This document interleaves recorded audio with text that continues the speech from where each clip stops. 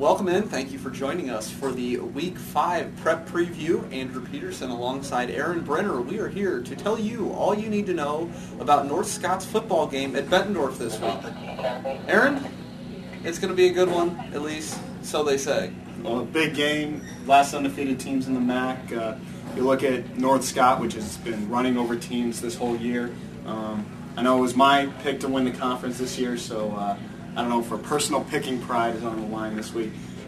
The way Bettendorf's defense has been playing, though, the Bulldogs have to be the prohibitive favorite going into Friday night. Yeah, there's no question about that. First, before we get any further, are you saying that you picked North Scott to win the conference before the year? I'm saying I picked North Scott to win the conference. All right, there you have it. The prognosticator here. That future is going to be tough to see, as Bettendorf's defense has been beyond ridiculous. Coach Aaron Wiley kind of just understated the way he tends to be. Never satisfied kind of guy, D-coordinator. They haven't allowed a point, and that includes playing some good teams now with Assumption and Pleasant Valley. North Scott's offense, far, far better than either of those teams, I would say, at this point in the year. Whether you go by points scored, offensive yardage, North Scott has the best offense in the MAC, 44 points a game, pushing 400 yards a game, 2 of the top 3 rushers, a pretty darn good passer, and their defense also not so bad.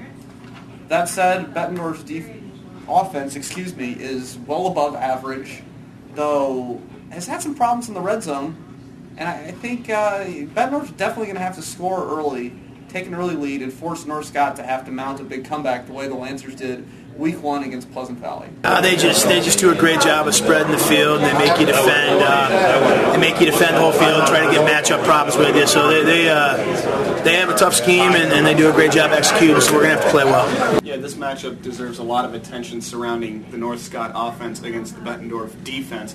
But I think a really important matchup is also going to be Bettendorf's pretty good offense against North Scott's pretty good defense. The Bulldogs poured it on a couple of Davenport public schools in the first 2 weeks before scoring 10 points and 27 points in each of the last 2 games, and pretty good margins, especially on that Assumption night where points were really tough to come by in Week 3.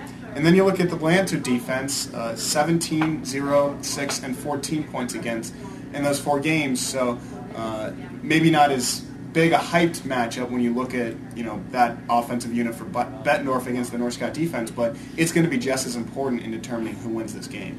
It's nice because every year you run it, you have your philosophy, your kids are on the same thing, and every year hopefully you get a little better and kids are a little more comfortable with it. Every year you look for wrinkles and things that we can do to improve and fit our personnel better, but it's nice not having to teach them from scratch. Absolutely, and you look at the line play. I mean, Bettendorf's defensive line is just ridiculous. I mean, those guys just swarm the opposing offensive line, get to the quarterback really in a snap. I mean, some of these lines barely have time to set before they're just getting bulldozed over, quarterbacks on the ground. North Scott's line is good. It has to be good. Running the pistol spread option that they run, they've got to know how to block in a lot of different schemes. They've held their own. I would wager to guess. I mean, I'd be surprised if Louis DeFries has even had a couple sacks this year. So that's going to be a good line, and they're really going to be tested because they have not seen a D-line anything close to what Bettendorf's brings. But by the same token, I would counter that other than Assumption, which Bettendorf didn't have an easy time with, the Bettendorf offensive line has not seen a defense as tenacious as North Scott. So it's going to be very, very interesting. I think the biggest thing for Bettendorf's offense is going to be, can they produce in the red zone? They've been abysmal. And I don't think that any of the coaches on Bettendorf would have a problem with using that word, abysmal, in the red zone the past couple weeks. I mean, you saw the Assumption game. They had their opportunities. Either they were settling for field goals or they weren't making their field goals. Last week at Pleasant Valley, had to settle for a couple field goals, missed a couple field goals. I mean, when they were getting touchdowns was when their defense would force a turnover and start in really short field position.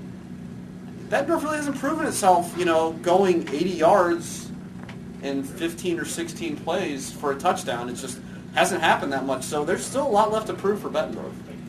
For Aaron Huber, he's only run the ball 53 times this year, and so that's going to be a big thing on that side of the ball to see how fresh he is. Here we are midway through the year, but he hasn't had that heavy of a workload for a guy who can definitely be a workhorse, but obviously Louis DeFries has been so successful throwing and running the ball. So, lots of options there for North Scott, and that's going to be the interesting dynamic, I think, is to see who scores first, especially if it is the Lancers. What a confidence boost that will be for them, because Bettendorf hasn't allowed a point all year and subsequently hasn't played from behind all season long. So, well, that's going to do it for our video preps preview of the Bettendorf-North Scott game on Friday night. Should be an exciting event out there at AR Tuvel Stadium.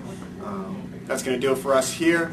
Stay tuned for our Blog Talk radio segment tomorrow night, Wednesday night. We're going to have North Scott coach Kevin Tippett join us on the program. And then, of course, on Friday night, live blog, late hits, and all your other Week 5 football preps action.